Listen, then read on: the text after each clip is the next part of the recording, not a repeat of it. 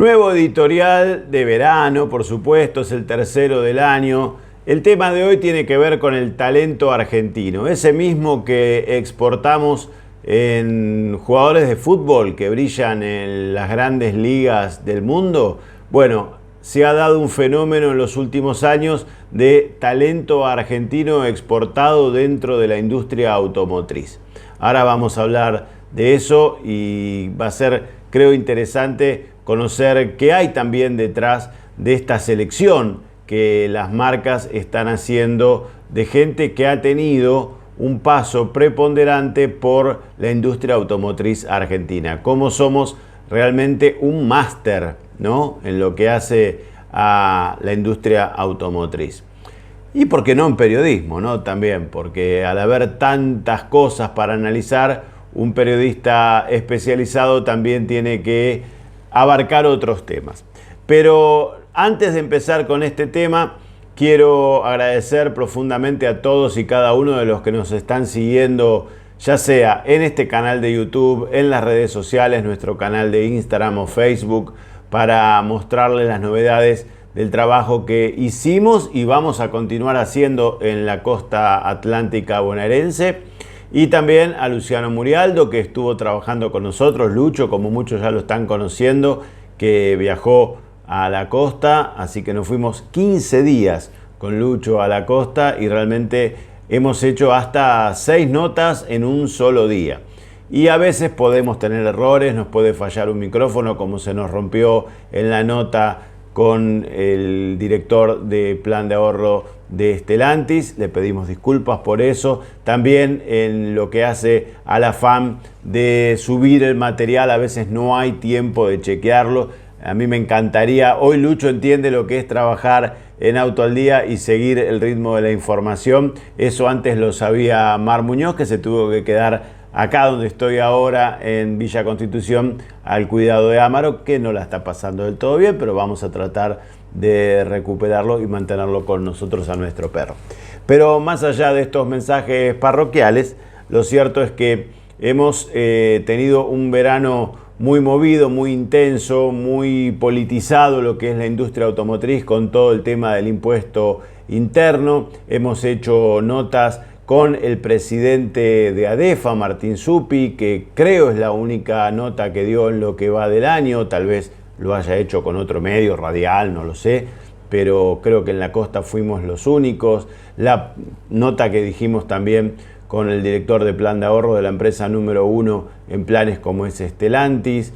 Lo que fue también Pérez Graciano hablando de la preocupación que hay en la industria, y en ese momento no sabíamos que varias fábricas de autos no iban a poder arrancar por falta de insumos, porque los autopartistas no pueden girar los dólares al exterior. Así que la cosa da para mucho. Y el impuesto interno, aparentemente lo que se sabe a hoy, que estamos grabando este editorial del domingo 21, lo estamos haciendo el sábado 20, está en estudio, tal vez para la semana próxima, cambiar las alícuotas, bajar un poco las alícuotas del impuesto.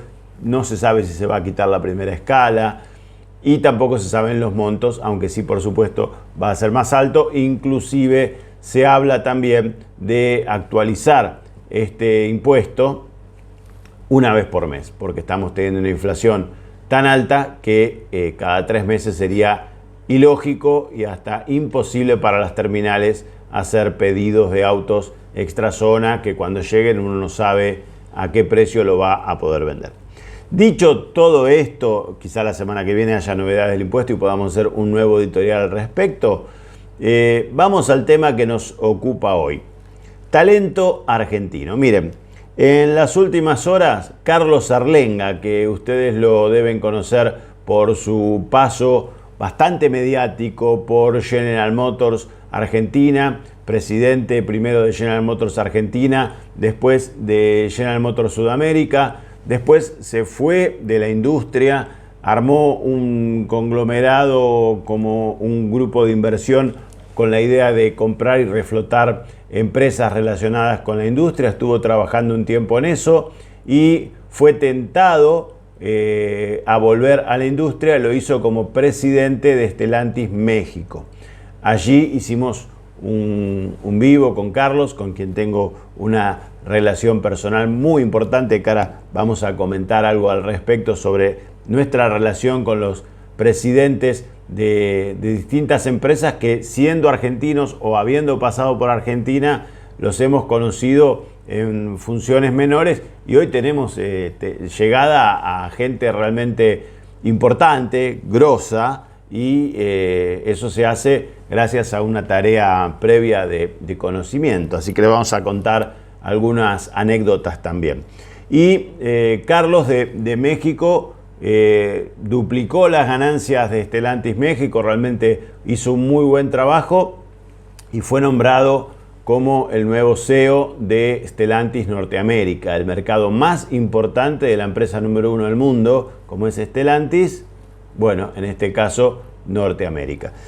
También Martín Galdeano, presidente de Ford Argentina, a quien lo conozco de hace muchos años, y hoy también es presidente de Ford Sudamérica, o sea, otro argentino que llega a dominar la región Sudamérica. Pablo Disi, que estaba en lo que era FCA, después pasó a Volkswagen, fue el número 1 de Volkswagen Argentina, luego número 1 de Volkswagen Sudamérica, y hace un tiempo pasó a número 1 de Volkswagen Norteamérica, ¿no? Realmente otro argentino que triunfa. Lo pongo a Antonio Filosa, que no es argentino, claro está, es italiano, pero que vino a Argentina a hacerse cargo de la filial de Fiat Chrysler en el país, y fue el padre del proyecto del Cronos en la fábrica de Córdoba, y luego saltó a comandar todo lo que tiene que ver con FCA Latam, que luego fue Stellantis, y hoy Antonio es el número 1 de Jeep global, ¿no? Así que miren qué importancia haber pasado por aquí. Thierry Coscas, un presidente con el que, si bien tengo trato, no tuvimos tanta relación directa como con los anteriores, pero fue presidente de Renault Argentina. Hoy Thierry es el número 1 de Citroën a nivel global, y también hizo un máster en Argentina. 3 casos de Nissan, una empresa que se ha sabido valer precisamente del talento argentino. Miren, José Luis Valls llegó a dominar todo lo que era Nissan en América para la marca, y realmente destacadísimo. Ahora les voy a contar cómo lo conocía José Luis, que ha dejado la industria, pero lo alto que llegó otro argentino. Guy Rodríguez, otro argentino que era brand manager en Ford, lo conocimos en esa época, hoy es el número 1 de Nissan Sudamérica. Diego Vignati, que lo conocimos cuando trabajaba en Chrysler, allá en el edificio del Rulero, esa época épica de Chrysler Argentina. Bueno, Diego, además de comandar lo que fue Argentina, hoy es presidente de Nissan Chile y de Nissan Perú. Y Ted Canis, ¿no? Estuvo ahora de visita en Argentina, número 1 de Ford Pro a nivel global, y también presidente como estadounidense, americano, de Ford Argentina. Fue el presidente más joven, con algo así como 34, 35 años, y realmente una persona excelente, pero también que estuvo comandando Ford en Argentina. Y por supuesto, hay muchos más cargos cubiertos por argentinos a nivel global. Pero, ¿a dónde vamos con esto? Bueno, primero que evidentemente dominar las variables que presenta el mercado argentino es algo que hay que saber sobrellevar, ¿no? Primero hay que tener un temple, nervios de acero, como para no sucumbir ante las circunstancias que se presentan en este país.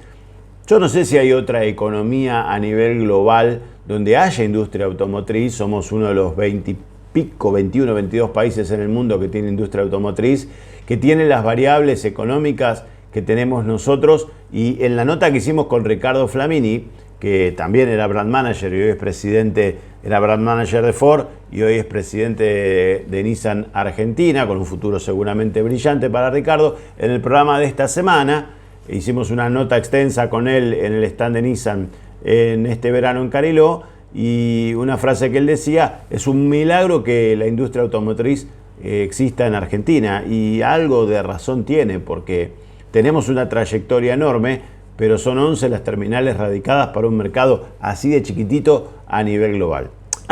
Si ustedes preguntan qué es esto, ahora les cuento. Esto es una Aumatic, ahora les cuento de qué se trata. Y iba a empezar por esto y me olvidé, pero bueno, lo dejo con la intriga para más adelante y se los voy a contar. Mara, haceme acordar que si termino el editorial sin contar esto, haceme una seña, algo, porque por ahí me olvido y la gente va a decir: ¿y qué era la Aumatic? Bueno, y lo bueno, nosotros estamos cumpliendo 30 años de profesión. Cuando yo empecé, tenía algo en común con toda esta gente que le nombré, sin dudas, que es la pasión por el auto, la pasión por la industria. Sin pasión por esto no se puede triunfar. Se puede tener un golpe de suerte, algo afortunado, pero realmente lo que mueve a los que estamos en esta industria para destacarnos, ya sea desde la empresa o desde el periodismo o desde un proveedor o desde un concesionario o un vendedor, es la pasión por el auto. El que tenga la pasión por el auto va a tener una ventaja enorme sobre aquel que viene a esta industria casi como un forastero o un paracaidista que cae y bueno, cayó ahí y tiene la suerte de estar. Pero se necesita mucha pasión para seguir atentos a todo lo que esta industria necesita y proporciona. Y todas las personas que le nombré sin dudas tienen pasión por esta industria. Algo que quiero destacar es que en estos 30 años, cuando yo empecé, hay una anécdota que conté, mi primer evento, cómo terminé cenando en la mesa del presidente de Autolatina. Se las dejo acá arriba porque es una anécdota muy muy buena, que fueron mis comienzos. Yo apenas podía ir, invitado por la revista Corsa, al evento, y gracias a la pasión y al conocimiento y a buscarse el lugar, terminé sentado al lado de Jorge Mostani. O cómo conocí a Norberto Dubar, que fue un argentino también, todos los que le estoy mencionando lo son, pero que Norberto es una de las 3 personas que armaron el primer Ford Falcon en la terraza de la planta de Ford de La Boca. Vino como CKD en cajones. Lo armaron entre 3 personas. Una de esas, un operario de Ford, era Norberto Dubar, que empezó realmente en la planta de La Boca desde cero y terminó como vicepresidente de Autolatina, y cuando se separan, Mostani va como presidente de Ford y Dubar como presidente de Volkswagen. Y en ese momento que empezamos a tener relaciones así de notas con ellos, claro, yo era un joven de 27 años y ellos eran señores mayores de 50 y pico. Lo que soy yo ahora, un señor mayor de 50 y pico. Con lo cual, se ríe, Mar. Con lo cual, vos también sos una señora mayor. Pero bueno, éramos jóvenes, Mar. Pero cuando éramos jóvenes, veíamos a esos señores mayores que comandaban las empresas como gente muy experimentada, de la cual teníamos la suerte de acercarnos y escuchar. Y con el tiempo, esas personas que van tomando esos cargos son gente que se han criado viendo Auto al Día. O sea, hay gente que a los 15, 20 años ya nos consumían a nosotros para ver justamente cómo alimentar la pasión por la industria. Y que cuando ellos llegan a los cargos, ya sea porque hicieron carrera en la empresa o porque vienen de otro lado, como Sarlenga, que viene de General Electric, se da este fenómeno de que nos conocen a nosotros de años, entonces la relación es mucho más fácil. Es más, no digo que le damos consejos, pero sí que podemos hablar de la industria, donde ellos conocen muchísimo más que nosotros y aprendemos muchísimo de las charlas, pero realmente uno en 30 años también aprendió. Yo era un joven que empecé sabiendo de autos, te sabía la diferencia entre un Falcon estándar, Deluxe, Futura SP, entre cualquier producto de los que me gustaban, cuáles eran, pero no tenía idea lo que era la industria automotriz, ¿no? Eso se aprende con el tiempo. Hay muchos colegas, por llamarlo de alguna manera, que dicen que luego de visitar una fábrica de autos da lo mismo ir a otra porque son todas iguales. Entonces desisten de ir a las visitas a las fábricas o tratan de escabullirse por algún pasillo rumbo a la puerta de salida para no hacer el recorrido, o ponen excusas para no ir y te dicen, no, ya no fui porque viste, es infumable eso de caminar la planta. Bueno, nosotros hemos ido a cuanta visita nos han propuesto. Y es más, cuando estaba de vacaciones en Brasil, era amigo del jefe de prensa de Volkswagen y me iba a Taubaté como un paseo a ver la fábrica de Volkswagen Gol. Para mí, estando de vacaciones, era súper entretenido poder entender cómo hacían el auto que se iba a lanzar en Argentina y que se iba a fabricar acá. O sea que eso es lo que se trata de la pasión. Miren, le cuento una anécdota. Carlos Arlenga, ¿no? Una persona que hoy es uno de los popes de esta industria. Y a Carlos yo lo conocí en 2016 en Bariloche cuando fue el lanzamiento de Cruz. Por supuesto no sabía nada de él y estaba pensando cómo llegar a él.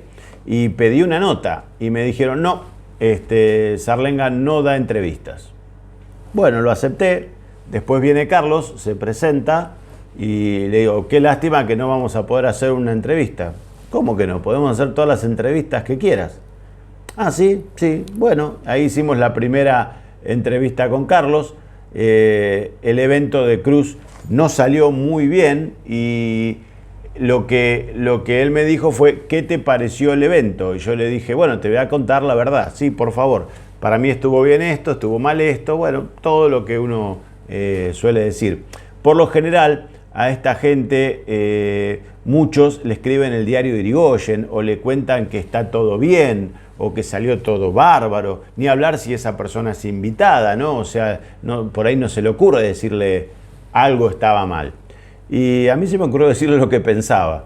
Y Carlos después organizó con Ovejero, que era el vicepresidente, una reunión con la agencia para que escuchen lo que yo tenía para decirle, y al evento siguiente, que fue el relanzamiento de S10 en Salta, habían modificado todo y habían hecho todo lo que le habíamos dicho que se podía mejorar, lo habían hecho, y en ese evento ya cenamos con Carlos, en donde estaban todos los periodistas, pero en una punta de la mesa, al lado de un recital de folclore en Salta, y era interesante porque el que maulla es Sisu y el gato. Y cuando llegamos a ese lugar, estábamos charlando y con el show de folclore realmente nos costaba hablar uno con otro, pero fue muy interesante porque podíamos hablar y contarnos cosas que por ahí no quería Carlos que todos se enteren, pero con esa música de fondo teníamos como el cono del silencio del Superagente 86.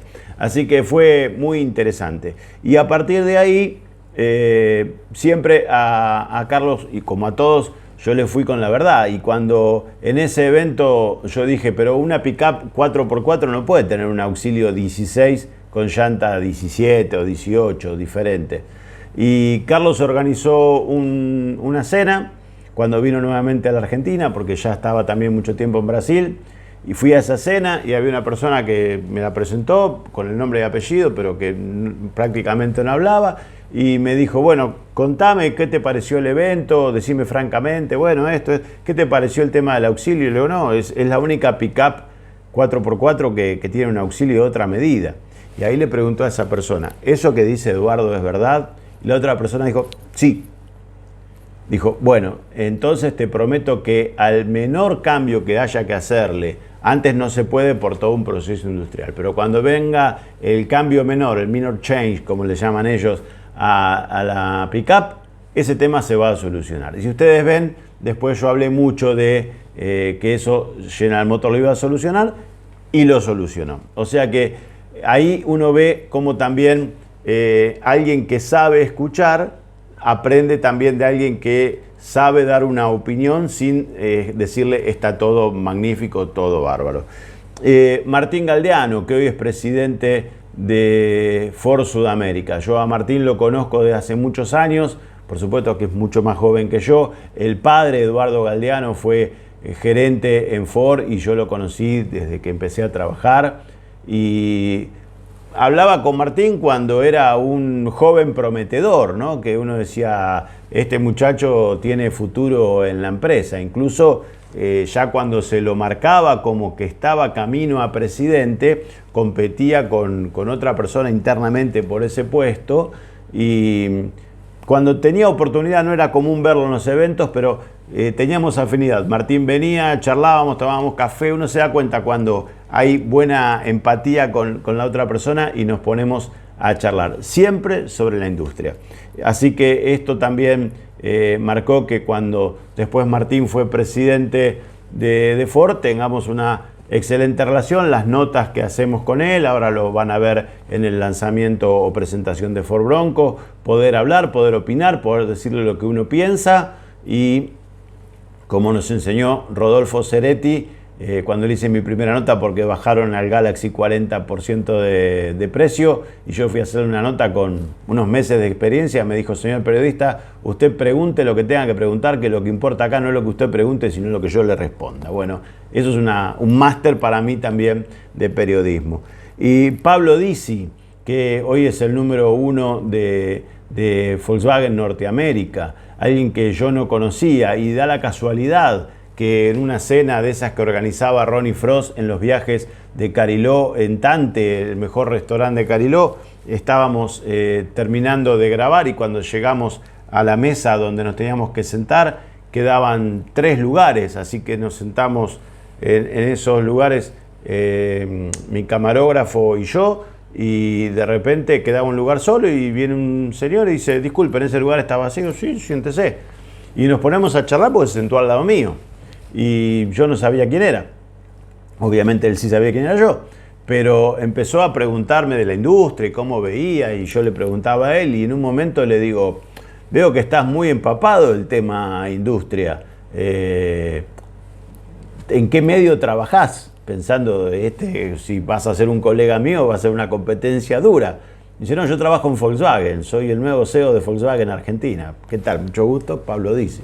Claro, venía de FCA, estaba en la mesa chica de FCA a nivel global, y de allí pasó a Volkswagen Argentina, y bueno, así lo conocí, y después hicimos una nota muy interesante con él, que lo agarramos en Rock in Rio, hablando de los combustibles alternativos y de lo que Pablo también supo planificar y plantarse frente a Volkswagen Alemania y decirle, señores, si ustedes van hacia el auto eléctrico 100%, en Sudamérica no va a andar, no va a funcionar, necesitamos otras fuentes de autos con energías renovables. Bueno, eso habla de alguien que también sabe plantarse frente a sus jefes. Hoy Pablo fue promovido a Estados Unidos.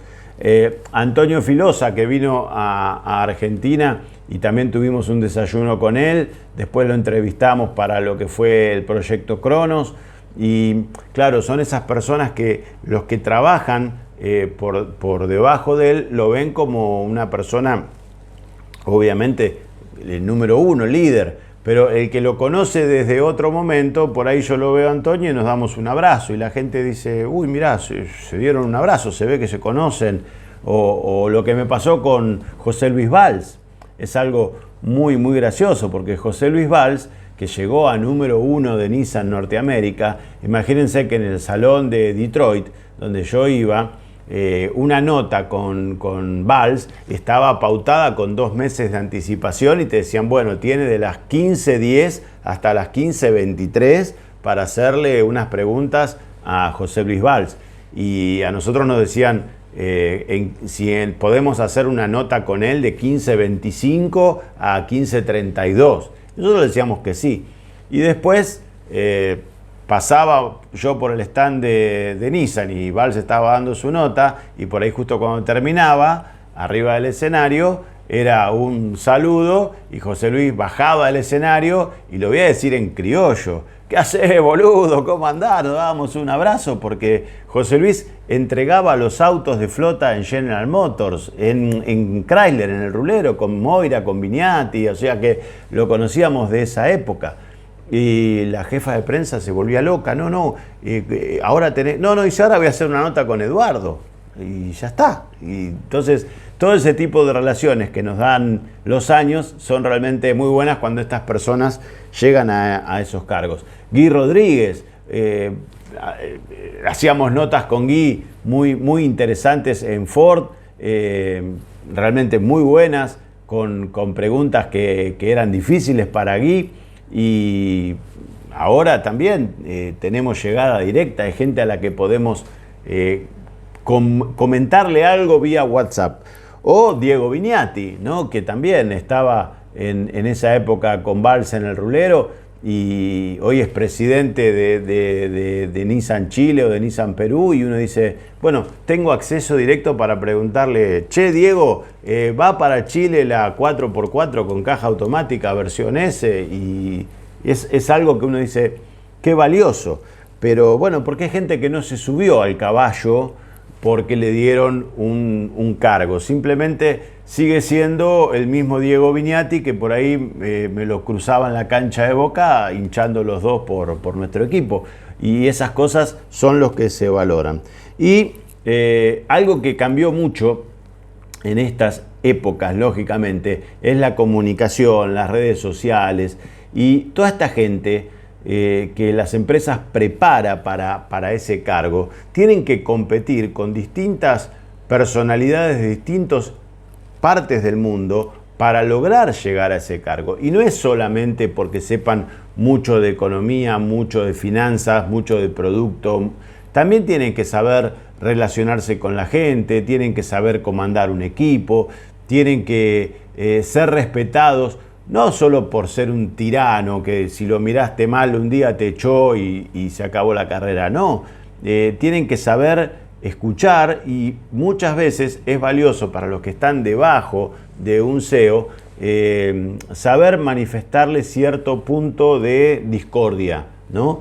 Porque si no parece que todo es como él quiere que sea y a veces las cosas no son tan así. Entonces, también hay que hablar muy bien de las segundas líneas que saben plantarse frente al número uno y decirle, mirá, me parece que esto no es así, sería por este lado, o yo lo haría de esta forma, pero siempre el que decide es el uno. Pero si algo muy importante que tiene que tener un número uno, que me parece a mí personalmente, es hablar último. O sea, el que es número uno, si habla primero, es como que dice, bueno, yo sacaría tal producto con tal motor y en tal versión o con tal tracción o lo fabricaría en tal país. Estoy dando un ejemplo cualquiera. Luego, los que están con él tienen que salir a decirle si eso se puede hacer de otra forma o a contradecirlo, y no siempre se puede. Otra cosa es cuando este número uno dice, bueno, ¿ustedes qué opinan? Hacemos este producto, este. Total, después decide él.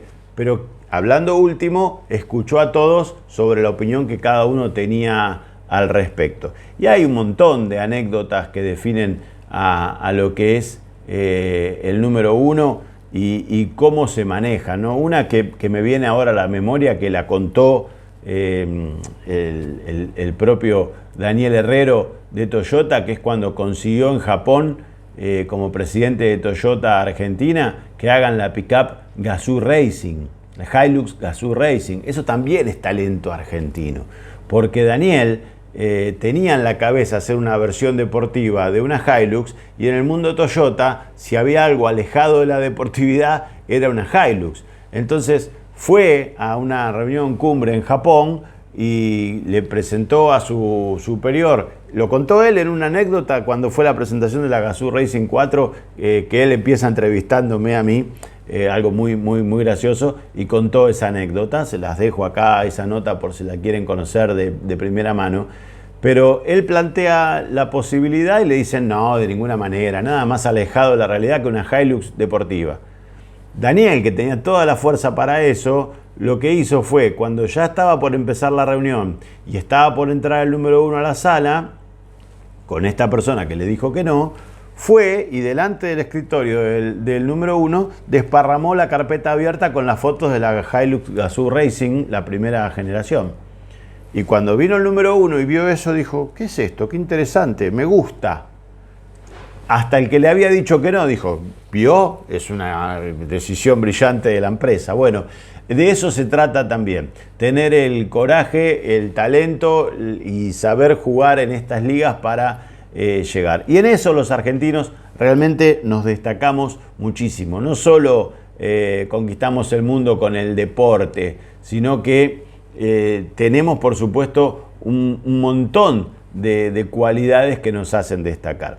Y algo que nos hace destacar hoy en día son las redes sociales. Entonces uno dice, ¿qué tienen que ver las redes sociales? Bueno, imagínense que cuando yo empecé hace 30 años, 25 años, yo no tenía el número de teléfono, si bien había celulares, yo no tenía el número de teléfono de Mostani, de Antelo o de Dubar.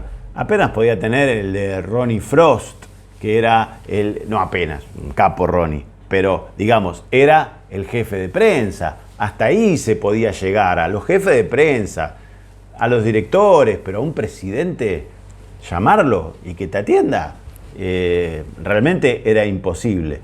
Hoy tenemos llegada a los presidentes, incluso a los que han llegado a puestos estratosféricos, porque nos seguimos en contacto, pero ustedes que ven el programa y que ven las notas y que ven la entrevista con Flamini, pueden escribir debajo en el canal de YouTube, en Facebook, en Instagram, qué buena nota, no coincido con Flamini en tal cosa, qué grande Ricardo, lo sigo desde cuando hacías notas con él en Ford, o pueden hablar de cualquier cosa y pueden dejar su opinión y les aseguro que esta gente lo lee, porque le interesa saber lo que piensa el público. Entonces, hoy ustedes tienen la posibilidad de manifestar su pensamiento sobre los líderes de opinión de la industria. Y eso hay que saber valorarlo y saber usarlo. Un ejemplo es Pablo Sibila, que es presidente de Renault Argentina. Pablo pateó el tablero en lo que hace a comunicación y redes. Tiene su propio canal de Instagram, su propia red social, pero no figura con un nombre, qué sé yo, Renault 2 CTS, figura como Pablo Sibila. O sea que mucha gente llega directamente a Pablo a través de mensajes de las redes, le puede hacer comentarios, puede opinar sobre la marca. Por supuesto que el que lo hace con respeto va a merecer una respuesta con respeto. Y el que lo hace faltando el respeto, bueno, será ignorado o bloqueado, cada uno sabrá qué hacer. Pero no es normal que un presidente de una terminal tenga una red social abierta como es Instagram en Argentina. Esto es algo que las marcas tuvieron que aprender a dominar con el tiempo. Cómo relacionar la marca con las redes sociales. ¿Es bueno o es malo que tengamos Twitter, que tengamos una página? ¿Cómo le respondemos a la gente que tiene un inconveniente? ¿Cómo tratamos el caso de un problema? Y ante todo esto, tener un presidente que tiene su propio Instagram, realmente yo lo celebro, me parece fantástico, pero es algo que ni siquiera la gente de prensa de una terminal creo que estudió en algún lado cómo manejarse con un presidente que tiene una red social propia. O sea que es todo un sistema de aprendizaje que hay que hacer, pero que también habla de cómo es la comunicación en este momento. Así que creo que estamos ante un momento de oro de los directivos argentinos. Entender también que cuando esta gente llega a esas posiciones, en cierto aspecto también siguen siendo argentinos, por supuesto, toda la vida. Y siempre creo que cuando puedan inclinar la balanza y haya que definir con una pesita de un lado o del otro para dónde se inclina, si bien manejan números y todo, tiene que haber algo de corazón argentino que diga, no, pero con esto ayudo a la fábrica o a tal proyecto o a un país que está detrás de esta industria. Así que nos alegra muchísimo lo que está pasando, cómo esta gente está creciendo, cómo otra se proyecta para continuar en esta tarea y realmente cómo las líneas que vienen por debajo también toman esto como ejemplo y dicen, bueno, acá hay que esforzarse para llegar, pero esforzarse de verdad, no solamente en lo personal, en lo familiar. O sea, siempre me pongo a pensar cuáles son las esposas que están junto a estos hombres. Así como Mar está siempre conmigo y ustedes la pueden ver o pueden saber que ahora está detrás de cámara, lo importante que debe ser para ellos tener el acompañamiento familiar, entender que cuando te mandan 2 años a Japón, 2 años a China o te fuiste a Estados Unidos, tenés hijos, tenés que llevarlos a otras culturas, tenés que hacerlos cambiar de lo que son las amistades, que tu mujer tiene que seguir también teniendo un trabajo independiente para no ser solamente una persona que es la mujer de, y que eso también la tiene que mantener ocupada. Hay un montón de cosas que hacen también a la vida de estos ejecutivos. Muchas veces van solos durante mucho tiempo a tratar de solucionar problemas y no debe ser fácil llegar a tu casa y estar solo o no tener a tus hijos o no tener a tu esposa en esa situación. Así que realmente es gente que cumple con un montón de requisitos como para estar en los cargos que están.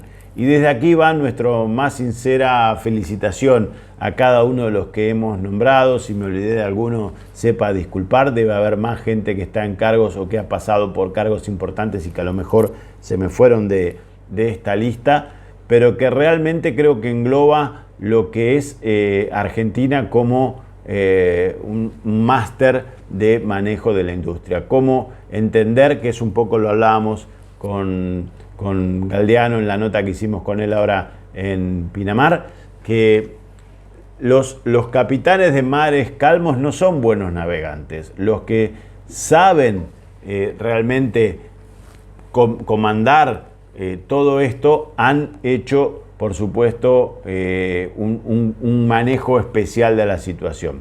Lo dije antes, también hay un italiano entre todos que es Antonio Filosa, lo mencioné, pero lo consideramos un poquito argentino porque Antonio ama la Patagonia.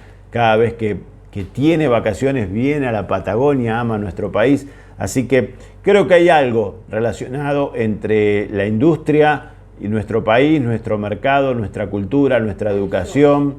Y Mar me dice de sí que Antonio dijo que son maliciosos. Sí, es verdad. En una nota que hice con él, un par de notas, una vez le dijo a alguien delante mío: questo periodista è buono, ma è malicioso. Y lo dijo con ese tono siciliano que uno dice, uy, ahora me van a venir a buscar. Pero no, es excelente la relación con Antonio. Y quiero cerrar con algo que marca realmente la pasión y las ganas, que fue en pandemia, cuando estábamos haciendo un programa durante meses de autos desde un 9º piso de la avenida Córdoba en la ciudad de Buenos Aires. Pensar en hacer algo interesante semana a semana, que ustedes puedan disfrutar del programa, no era fácil. Y esa relación personal que teníamos con Carlos Arlenga, que hicimos el relanzamiento del Chevy, esto es genial, casi me olvido, y ahora les cuento lo de la Aumatic. El relanzamiento del Chevy fue una idea que yo fui a la caravana del Club Amigo Chevrolet que creó Auto al Día en el 97 por los 50 años del lanzamiento del Chevy, y estaba transmitiendo en vivo en Instagram, y el que estaba viendo eso era Sarlenga, desde Brasil, como presidente de General Motors Sudamérica. Y me dice, ¿cómo 50 años del Chevy? ¿Y nosotros no hicimos nada con Chevrolet? Le digo, no, Carlos, esperá, esto es 50 años del inicio de la producción. El lanzamiento es no en agosto, sino hacia fin de año. Entonces tenemos tiempo de hacer algo. Y si ustedes lo recuerdan, cuando se lanza el nuevo Onix, en la presentación, fue todo idea de Carlos. Hizo el relanzamiento del Chevy por los 50 años, donde el periodismo entraba a una especie de túnel de tiempo, desembocaba en 1969, todo ambientado excelentemente por la agencia, y yo les conseguí el auto que hicimos al retrotest del Chevy, que tenía 37.000 kilómetros del año 69 de Claudio Mazzucco. Bueno, ese auto estaba ahí con la escenografía, todo igual como se presentó el Chevy en el 69. Como ya no estaba Mareco, lo reemplazó Fernando Bravo en la locución del mismo texto. Una cosa increíble. Reprodujeron el catálogo de la época, ¿no? Con Canapino como modelo en lugar del que había estado en su momento. Realmente increíble. Y de ahí pasábamos otra vez por un túnel y desembocábamos nuevamente en la actualidad, y así se lanzaba el nuevo Onix. Bueno, todo eso surgió de esa visión que estaba teniendo en vivo Carlos Arlenga de la presentación del Chevy. Y también lo que es para hacer notar es eso precisamente, la pasión de esta gente por esa industria. Así que en el momento que estábamos en pandemia y yo pensaba, charlando con Carlos, le digo, che, sería bueno juntar a los 3 número 1 de las marcas más importantes del Mercosur, que son FCA, Volkswagen, General Motors. Entre las 3 tienen casi el 75% del mercado. Y me dicen, no lo juntó nunca nadie. Sería la primera vez. Digo, bueno, hagámoslo vía Zoom. Me dice, bueno, tenés el ok mío, yo te doy el ok, yo estoy para eso. Y que alguien te dé el ok, vos empezás a jugar las fichas para decirle a los otros, che, mirá que General Motors está.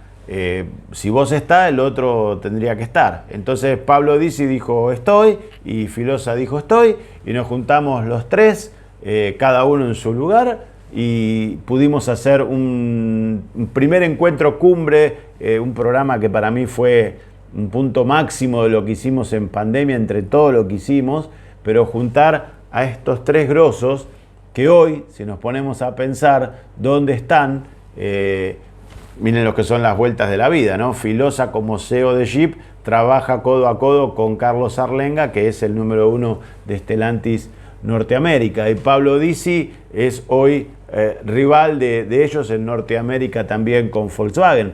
Así que están todos metidos en uno de los mercados más importantes, y a ellos 3 los reunimos en un programa de televisión desde un 9º piso de la Avenida Córdoba. Así que son cosas que nos llenan de orgullo en estos 30 años que Auto al Día está cumpliendo entre 1994 y el año 2024. Y esos 30 años se iniciaban con esta maquinola, ¿no? Esto que está acá es una casetera U-Matic, que ahora nos la prestó Ricardo Dócimo de su Islas de Edición. La trataremos de poner en funcionamiento y desde aquí poder digitalizar cassette U-Matic como este, por ejemplo, que tiene que ver con el Peugeot 205, la publicidad novia del año 97, que mandaban en un cassette así, de cinta. Y bueno, la calidad, después del Betacam, el U-Matic era lo mejor que había. Y esto que está acá es un U-Matic KSP 60 que comprábamos nuevos a un costo de $60 por semana, lo que nos costaba esto. Y se mandaba en este cassette a América Sport, donde salíamos los sábados a las 3 de la tarde, el programa que se hacía con esta máquina en edición lineal.